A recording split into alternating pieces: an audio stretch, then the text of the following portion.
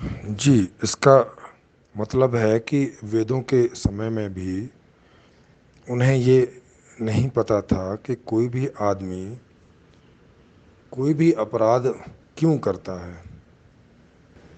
उसके कारण और निवारण वेद के ज्ञाताओं को नहीं मालूम थे, और जिस वजह से उन्होंने एक व्यवस्था बनाई, और उस व्यवस्था के हिसाब से जिन लोगों को उनके सुख सीधे सीधे नहीं मिल रहे थे स्वाभाविक रूप से, तो वो लोग अपराध करते थे और उनको ये दंड देते थे, जो कि खुद अपने आप में एक अन्यायकारी प्रक्रिया है।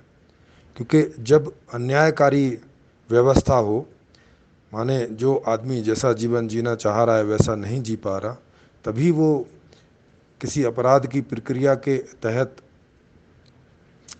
वैसा जीने का प्रयास करता है, और यदि वो पकड़ा जाता है तो उसको ये दंड करते हैं।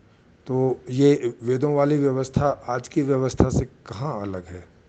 आज भी तो ऐसे ही है कि जो संविधान के नियम कानूनों के हिसाब से ना चले उसको पकड़ो और जेल में डाल दो। तो इसका मतलब है कि आज की जो व्यवस्था है वो वेद सम्मत है, और अब तक की जितनी भी व्यवस्थाएं आई सब जगह, वो किन्हीं की भी हों, कुरान वालों की हों, बाइबल वालों की हों, ये सब वेद सम्मत ही हैं। सारी व्यवस्थाएं इसी प्रकार की हैं कि उनके बनाए हुए अन्यायपूर्ण नियमों के आधार से जो कोई ना जिए उसको दंड दो, और कोई उनके हिसाब से जिए, गरीबी में मरे, मुफलिसी का जीवन जिए, तो उसको उसका सत्कार करो।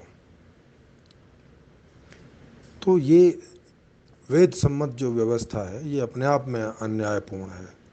इसका मतलब है कि वेद के जो ज्ञाता थे वो मनुष्य को ठीक से नहीं जानते थे। उसका जो इनर, उसका जो कॉन्शियस है, उसकी जो चेतना है, उसकी जो आत्मा है, वो उसको नहीं जानते थे, वो आत्मज्ञानी नहीं थे। इसका मतलब ये हुआ आत्मा क्यों, कब, कैसे, कैसा व्यवहार करती है, अपराध भरा व्यवहार करती है या